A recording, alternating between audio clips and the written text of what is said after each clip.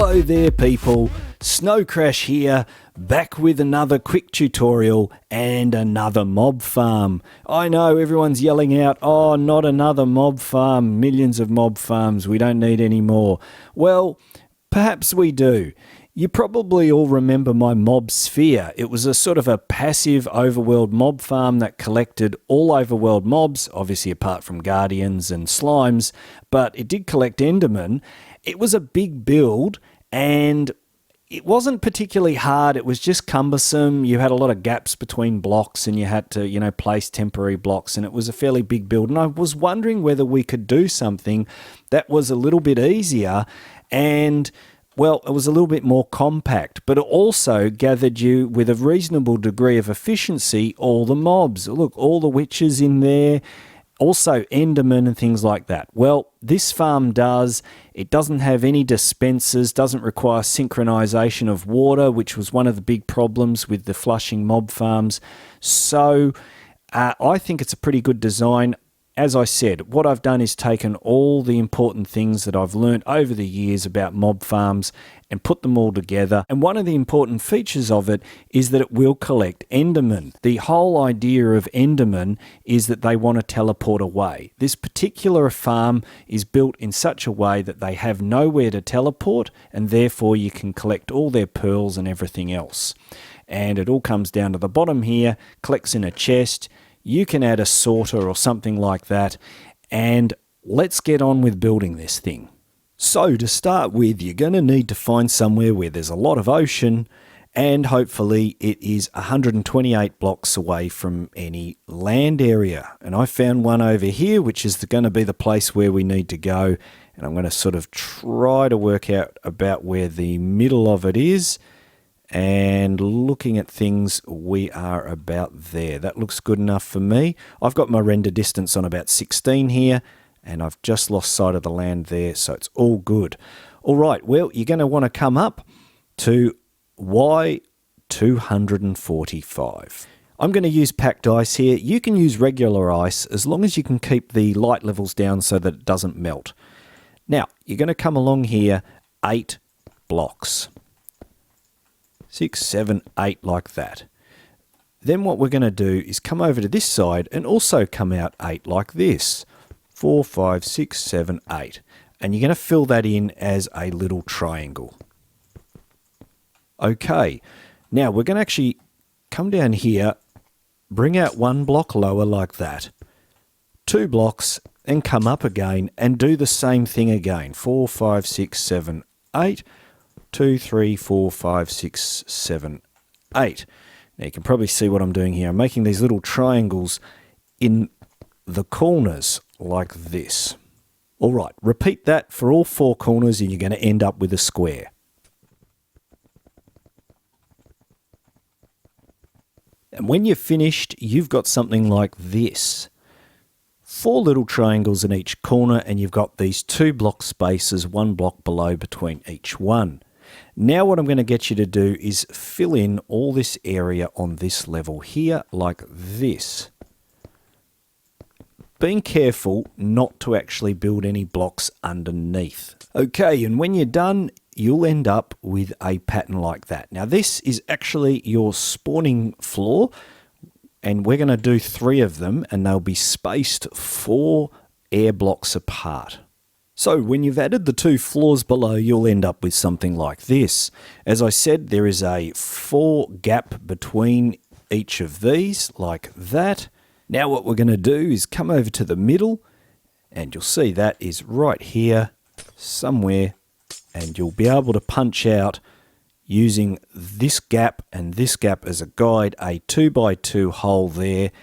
And also we are going to do on 2 sides, we're going to punch out an extra set of blocks like this. So come down here, let's do our 2x2 like that.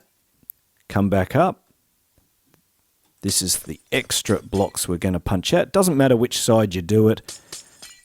And there we go. So we end up with a 3x3 hole slightly off center. On the sides that we punched out the extra blocks, we're going to need to put some signs that are going to prevent the water from actually spilling over here. And how we do that is we place signs along there, and then what we do is put a set of signs on top of these signs like this.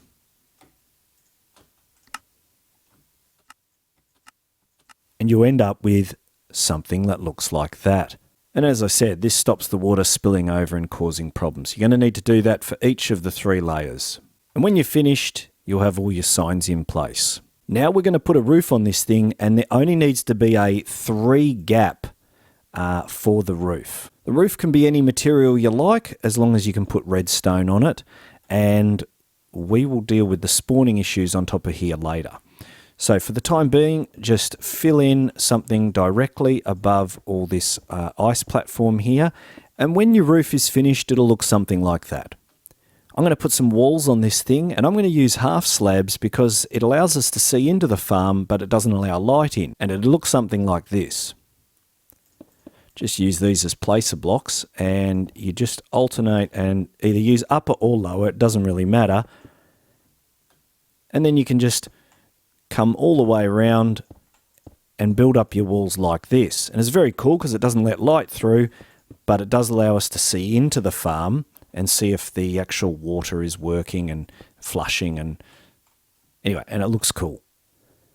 Okay, well, when you've finished putting the walls around this thing, if you've done it with half slabs, you'll have something like this where you can still see into the farm, but it is quite dark and there is no light. There is a little glitch along here, but that is actually not lit, and monsters can spawn on those edges there. Well, we're inside the farm here. At the very top level, as you can see, there's the roof. We're going to put a piston facing down into each corner, like this. And then you're going to do it on the 2 lower level. You just put it on the roof below the packed ice there, like that. And do that on all 4 corners on all 3 levels. Okay, once you've put your pistons in each corner like that, you're also going to add 1 packed ice block or ice block into the corners like that, onto each of the 3 levels. Okay, we're going to head outside, and on 2 sides of the farm, what you're going to do is punch out the block here, just below the piston, for all 6 pistons on this side. Like that. Then you're going to repeat the same thing on the other side like this. Block there, do it for all 6. Now, apart from our water sources, that's pretty much the bulk of the inside of the farm done. Now we're going to add the drop chute, the collection area, and then at the end we're going to do the redstone. Now, if you come down to the bottom, you're not going to want to use glass for this at this stage because you want to reduce the amount of light spilling in from this hole, so I just stick with some sort of solid block. Now, we're going to build the drop chute 1 wider than the hole, like this.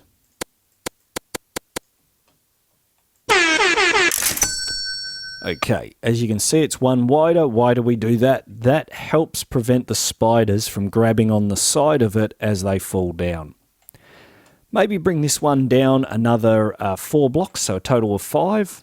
Okay, so we've finished those 5 blocks down like that. You're probably wondering, how far down do you need to go? Well, you want to go a total of 45. From here, we only need to go another 40, but you'll need to go a total of 45. Okay, and when you're done, you'll have a nice glass tube all the way down here, with this point here being 45 blocks below the bottom of the packed ice or ice. Okay, I'm going to put some hoppers down the bottom of this collection chute here, and you're going to want a 1 gap, so I'm going to put a couple blocks like that. Actually, what we'll do is we'll put a double chest here to collect all our items, and then put our hoppers into that. So we're just going to do a string of hoppers facing into there, and I might do another 3 there. We're just sort of spreading the load out a little. It doesn't really matter how you do it, just as long as they're all facing in the right direction and get to their destination. Like this, and there we go. Job's done. Now I want you to come along here and put a ring of whatever block, doesn't matter, solid block, around these hoppers like this. Now, I want you to come over here and put an extra block there like that, and also this side here. Okay, then we're going to get some powered rails and we're going to put them along here like this.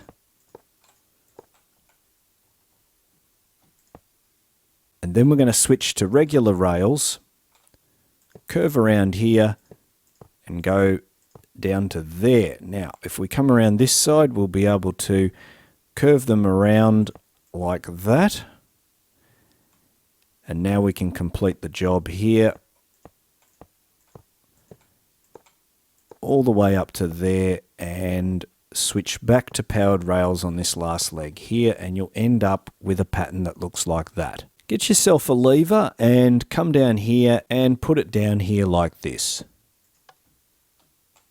Come over to the other side and put down your lever underneath that block there like that. Okay, what we're trying to make sure here is that we aren't powering one of the hoppers, because if we do that, they won't collect, well, they will collect items, but then they won't transmit them. Now, here comes the fun bit. Now, you want to get in here, and what we're going to do is we're going to put carpet on top of these rails, like this. Once you put your carpet down, you'll end up with something like that on the inside, and we can close this up now. We're almost done at the collection area. Get yourself a minecart with hopper. You can turn this off, pop him on there, turn it back on, and the job's done. What's happening here is the minecart with the hopper is going backwards, forwards, collecting any items that fall on top of that yellow carpet, and then automatically the hoppers below it are extracting its items and then dispensing them into this double chest. Alright, we're going to make our way back up to the top now, do the redstone, add the water, and this farm is just about complete. At the top of the farm, what we're going to do is build some redstone. We're going to use 2 etho hopper clocks to turn the water on and off at regular intervals to flush out the mobs. Roughly in the middle, we'll build our first hopper clock. Now, what we'll do is we'll start with a piston like that, put a redstone block on there, and put another piston like that. Grab any solid block, put them in the corners there like that. You're going to want a comparator facing outwards like that into the blue block. And then we're going to have 2 hoppers facing each other like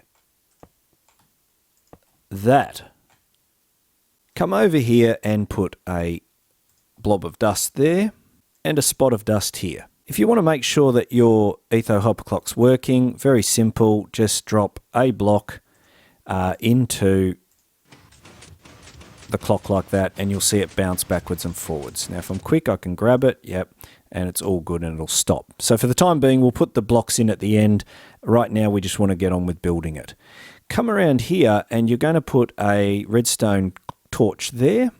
Swing around this way, and now we're going to put a sticky piston facing this direction, and then we're going to swing around this way, and we're going to put a regular piston facing like that.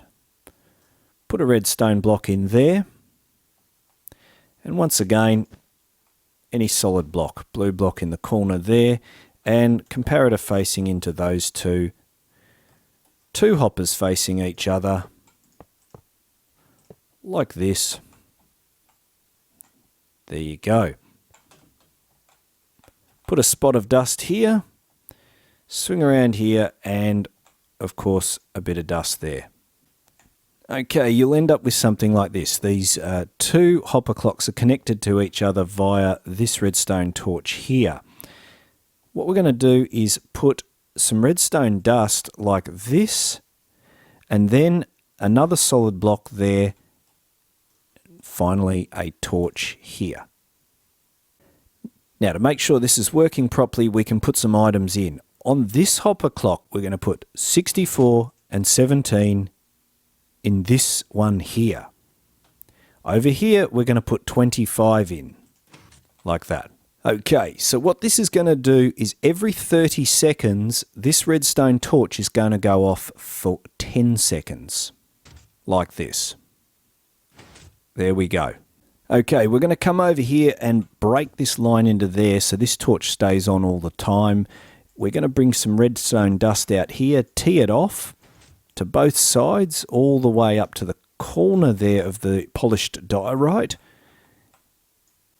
Okay, now we're going to bring a block here, take that redstone out to there, and let's get a torch on the side here. And you're sort of going to see what I'm doing here. I'm just sort of bringing this redstone down ever so slowly, put some dust on there. And right here, we're going to put a block there, smash that one out, and put some redstone on there and there. Come around the other side and put a torch there. Block, dust, torch, and a block, some dust there, and now we'll be able to get down to this last piston by doing this and this and this. Smash that out, a little bit of dust, dust, dust, and there we go. Now, as you can see, the signal's all lit up here, and all the pistons should be extended, and there they are. And no lights getting in. You've got to be careful here, guys. Once you start smashing holes in things, you've got to make sure the light is cut off and not allowed into the farm. Mirror this on the other side. Come over here, and you can see that we still have power here. I'm not sure whether it's going to make it, but we'll see. Put a block on there. We had a torch, and then a block here, some dust. No, see, we've run out of signal there, so we will need to put a repeater. I think the easiest way to do that is to put one right here. There we go. And now we've got our redstone signal there. That torch has gone off. Let's keep going down here, put a torch on, block there, dust, and let's get a block on here. We've already got our redstone in there, and there we go. All right, when you're done, you'll end up with a pattern that looks like that, and then we're going to repeat it on the other side of the farm. So you can come over here, you can take your redstone branch off there, and just make sure you go past, miss these this clock here. You don't want to cause any trouble. We're running out of signal there, as you can see. That's okay, we'll fix that with a repeater in a moment. Come over here, and I think we can put one right there. Repeater. One tick, and it isn't going to quite make it, so we'll put another repeater on there and continue the same pattern on this side. Okay, that's all done on this side as well. So just to reiterate, we've obviously disconnected it from here. With this redstone torch on, all the pistons should be extended. And you can go around, you can just check them all. They should all be extended. You can look inside the farm there and you can see that they are. Come down to the next row there and they're all extended. Okay, we're going to put our water in now, and it goes on the sides that this redstone isn't. So it's going to go on this side and the opposite side. It's really easy. Come down here and it goes here, diagonally opposite this diorite block here. So what you're going to do is put a water source in here, then block it off with a solid block like that to prevent any light from getting in. Come down to the next piston, same story, put your water in, block it off. Right there, water, block it off. Do it for the rest of the pistons. Okay, when you're finished, all your water will be in, 6 waters on each side for a total of 12, like that. We can go back up the top here, reconnect our redstone there. Okay, one thing you're going to need to do, because we have noticed that there has been a little bit of bud powering on the top pistons here. To correct that problem, you're going to have to come over and put repeaters here and just bring the redstone around like that. Over here, it's one away from this junction here, and the same over here. Just put a repeater there and there, and that should get rid of the problem of the pistons not retracting at the top. Okay, when you're inside the farm, you can sort of see how this works. It uses a piston to hold back a water source. Doesn't require any synchronization with dispensers, and you know, sometimes you end up with dispensers firing and not firing, and there's half water in here and all that sort of garbage. There's none of that. This just uses a basic 4-piston, drops the water, flushes all the mobs down into there, and it works like a real treat. Okay, well that seems to be working pretty well. It's flushing good. All right, now here comes the magic of this farm. Why most farms don't work with Endermen is because Endermen teleport. This farm is able to prevent that. Endermen will not teleport to water. Now I'm not going to get into all the crazy maths of how it works, but basically when an Enderman is damaged, it will choose a random block around itself. Then once it's chosen that block, it will scan downwards from that block until it meets an appropriate block to spawn to. And that can be like hundreds of blocks away. We don't want that. We want the Enderman getting stuck in here with nowhere to go. There's nowhere to go down here because it's all water. And what we need to do now is create an environment where there's nowhere where it can spawn up here or on the redstone. And there's an easy way to do it. There are other ways to do it, but this is the easy way to do it. Carpet. Anywhere there's a solid block, you need 2 carpet blocks like that. If you've already got redstone on one, you can do that. You can pop a carpet on top of the torch like that. And if you just do that and provide an environment where the Enderman can't spawn, your farm is going to work really well. So do something like that for each of these redstone paths down the outside, and then on top what we're going to be doing is covering this whole thing in double carpet. Now once again, where you've got the redstone, that's okay. You can go along like this and just cover the redstone like that.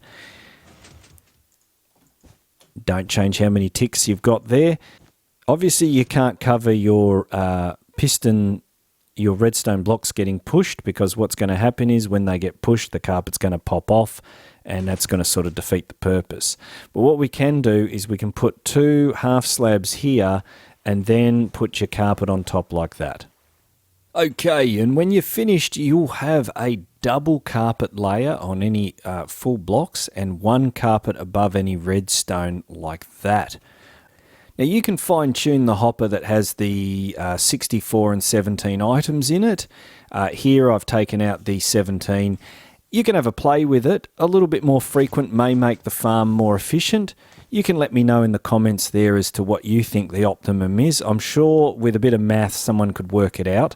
Okay, here they all come. I can see an Enderman just smashed into the floor there, so that looks like this is working well. There's another Enderman. All those pearls getting sucked up. Working really well. I don't know how this guy survived. But anyway, as you can see, some items are getting stuck on the sides there. So to alleviate that problem, you can extend those rails out to here and also extend the cart out to go underneath. That's why I've left this gap here, and that'll collect those items there. Okay, well, I hope you enjoyed this, guys. That's all I've got time for today. Quick tutorial, another mob farm. I know millions of mob farms out there, but this is putting together all the different things that I know, and hopefully some of you guys can use some of the features of this to come up with even better things. Also remember that the world download and other important information for this farm will be down below in the description. But for now, this has been Snocrash. I'll catch you later. Cheers.